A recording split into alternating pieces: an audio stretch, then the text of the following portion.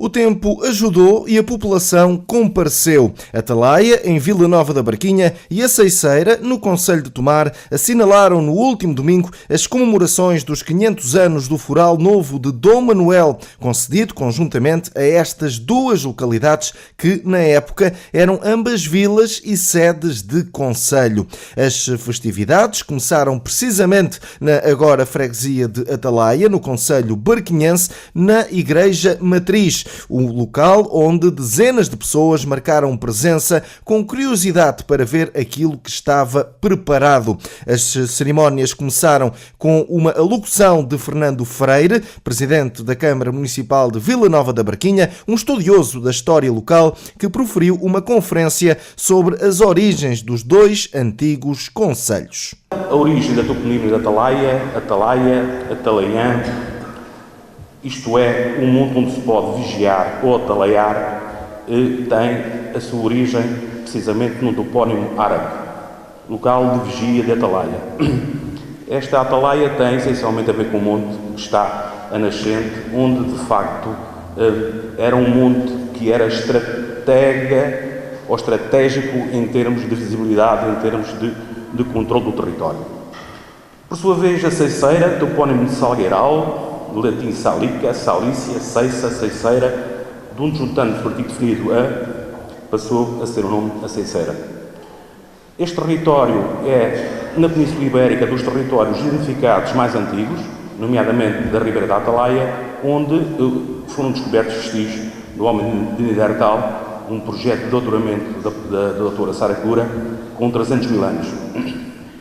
Ou seja, o território da Atalaia, este território, todos temos aqui, devido às suas condições ambientais, paisagísticas, de água, era, de facto, muito apetecível para os primeiros povos que ocuparam a terra.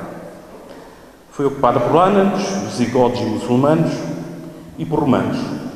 Toda a gente sabe, nomeadamente a questão do itinerário que ligava Braga ao Porto e a Lisboa, Santarém, Scalabes, a Célon, a Tomar, e que passava, não aqui, mas na outra rua paralela, na rua Luís Pichiossi, onde existia um miliário, no fundo eram aqueles marcos que delimitavam as estradas romanas e que também fazia a ligação na Bância Abrantes à capital Mérida da altura, passando também outra estrada romana junto à Ceiceira que ligava a Tancos e depois, posteriormente e subsequente, ligação a Mérida. Como disse, esta estratégia de território da reconquista tinha vários vetores. A Ordem do Templo e os templários, essencialmente no princípio da reconquista, tinham uma frente comum de ataque, nomeadamente a quem? Para o Alentejo, para quem os mouros estavam do outro lado. Fazia parte desta barreira defensiva, ou barreira de reconquista, Tomar, Atalaia, Cardiga, Almorol e Osésar. A Atalaia, vários investigadores defendem que, de facto, teve um castelo. Mas, como vocês sabem, os castelos eram destruídos e construídos com uma certa facilidade. Aliás, todas as terras, dos relatos históricos de investigação que temos feito, todas as terras, nomeadamente, tinham castelos. Ou castelos ou torres defensivas, já há dois factos. Uns foram destruídos, outros completamente arrasados, como aconteceu com torres novas, que depois veio a ser reconstruído. Mas, de facto, há quem defenda que a Atalaia tinha castelo. Depois de Fernando Freire, foi a vez para o investigador Adriano Milho Cordeiro, que abordou e explicou o que eram os forais e a sua importância na vida desta época. Uma carta foral, ou simplesmente foral, foi um documento real utilizado em Portugal que visava estabelecer um concelho e regular a sua administração, deveres e privilégios. A palavra foral deriva da palavra portuguesa foro, que por sua vez provém do latim forum, que era o local cívico, o local principal. Os forais foram concebidos entre o século XII e o século XVI e eram a base do estabelecimento do município. Desse modo, o evento mais importante da história da vila ou da cidade. Era determinante para assegurar as condições de fixação e prosperidade da comunidade, assim como no aumento da sua área cultivada pela concessão de maiores liberdades e privilégios aos seus habitantes. O foral tomava o nome de conselho, formava um conselho livre do contrato feudal, transferindo o poder para um conselho de vizinhos, conselho com a sua própria autonomia municipal. Por conseguinte, a população ficava direta e exclusivamente sob o domínio e jurisdição da coroa, excluindo o senhor feudal da hierarquia do poder. O foral garantia terras públicas para o uso coletivo da comunidade, regulava impostos, multas e estabelecia direitos e proteção e deveres militares dentro do serviço real. Como já aqui foi dito, eram erigidos pelourinhos. Um pelourinho estava diretamente associado à existência de um foral. Era erguido na praça principal da vila ou cidade, quando o foral era concedido e simbolizava o poder e a autoridade municipais. Uma vez que era junto ao pelourinho que se executavam sentenças judiciais de crimes públicos que consistissem em castigos físicos. Os forais entraram em decadência no século XV, tendo sido exigida pelos procuradores dos concelhos a sua reforma, o que viria a acontecer no reinado de Dom Manuel I de Portugal, foram extintos por Mousinho da Silveira em 1832. Mas quais são as origens dos forais portugueses? No estudo das origens do municipalismo em território português, temos de remontar ao século XI para estabelecermos a articulação com as instituições leonesas, quando o nosso condado ainda pertencia ao Reino de Leão. Quer isto dizer que os numerosos princípios registados nas cartas de foral não surgiram espontaneamente, remontam e atualizam disposições legais codificadas antes da invasão árabe. A tese que considera o município ibérico como um produto característico da fase da Reconquista, protagonizada pelo dinamismo da sociedade hispano-goda, não é totalmente assertiva na sua totalidade.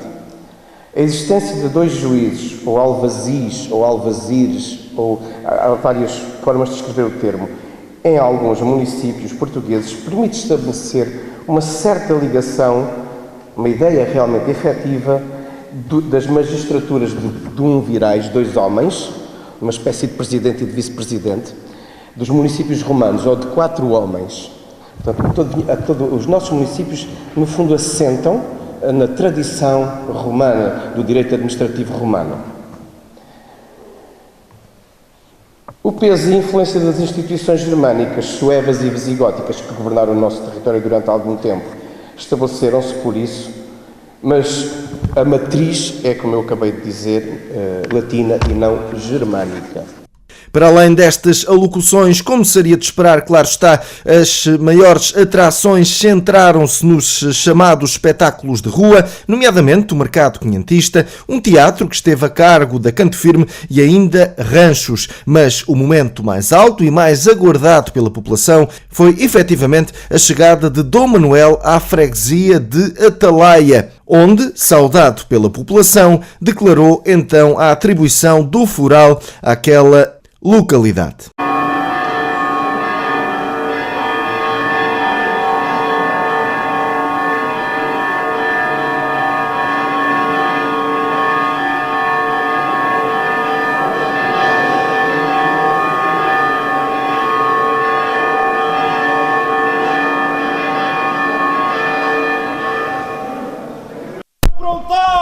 Aprontei! El rei Dom Manuel está a chegar!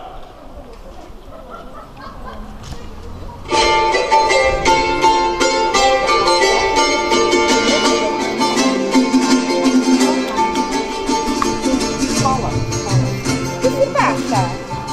Qual a razão do sino de passe? Hoje é um dia marcante para a povoação da Atalaia. Vamos receber foral novo.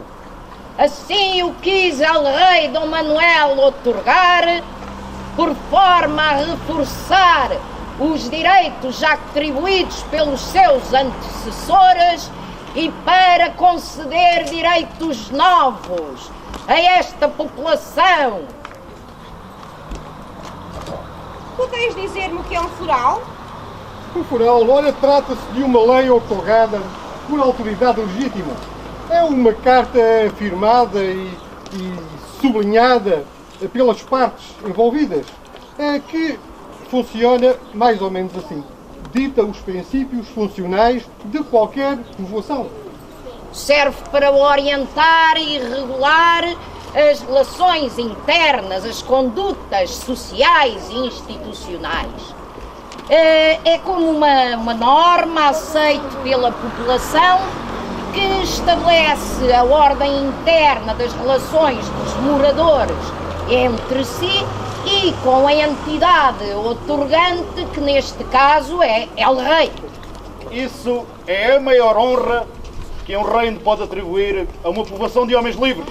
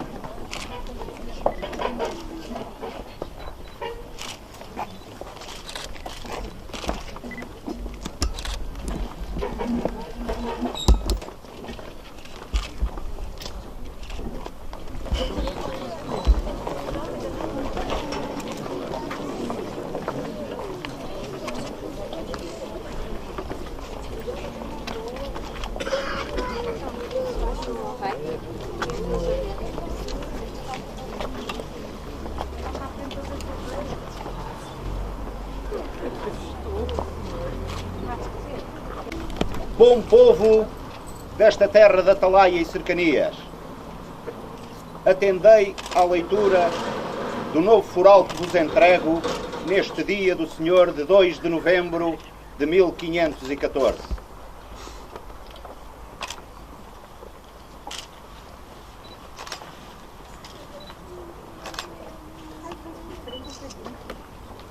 Dom Diogo, trazeis o documento?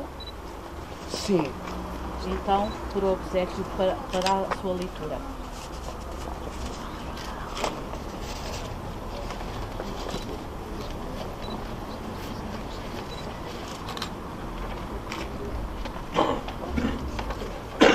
Damas, cavaleiros, donzelas, homens bons, a raia miúda e todos os demais aqui presentes. Ouvi agora o trabalho do chanceler-mor Rui Boto, do desembargador João Façanha e do escrivão-mor do rei Fernão de Pina, que o redigiu em 3 manuscritos, dirigindo-se um a esta vila, outro ao seu senhor e o terceiro, que irá ser arquivado na Torre do Tombo. Farei então para vós a sua leitura. Dom Manuel, e a quantos esta carta, a nossa carta de foral, dada às vilas de Atalaia e Ceiceira, virem que pelas inquirições e exames que mandamos fazer em nossos reinos, para a justificação dos direitos reais, deles achamos que na dita vila se não pagou nem nunca hão de pagar nenhum esforos, nem tributos reais de nenhuma sorte, que condição que seja, porque tudo livremente foi dado ao dito lugar na primeira povoação dele, o que nós havemos por bem que assim sempre se guarde sem nenhuma outra mudança. Quanto às sesmarias, mandamos que se deem segundo o nosso regimento delas, sem nenhum foro de nenhuma forma que seja livremente. gado do vento.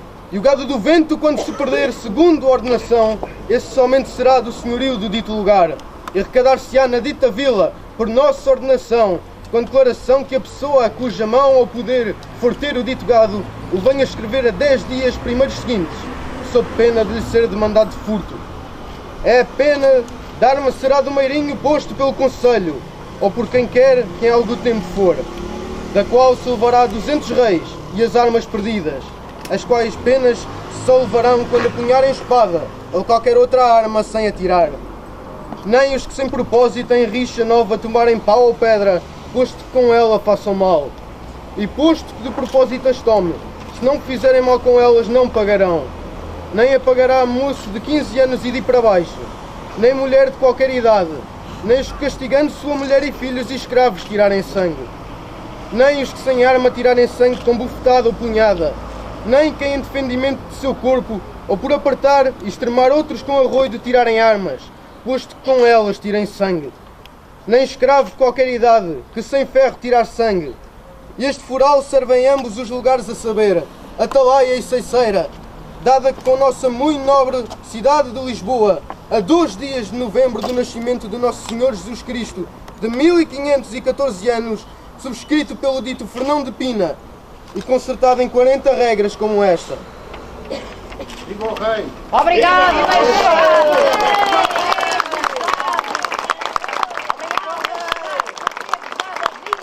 as razões deste Conselho por ter desordenado a reforma dos forais e por ter desordenado a elaboração de novos documentos, expurgados de quaisquer dúvidas, para dissipar os problemas e agravos que afligem este povo.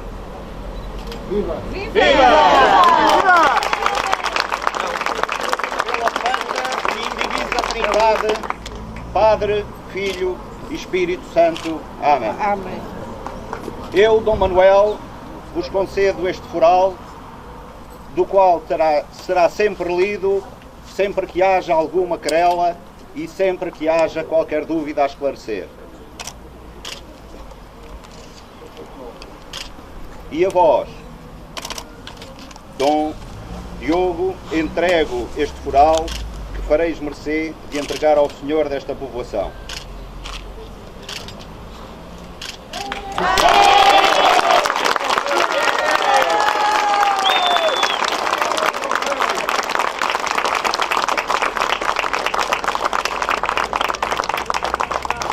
E para agradecer, que haja festa!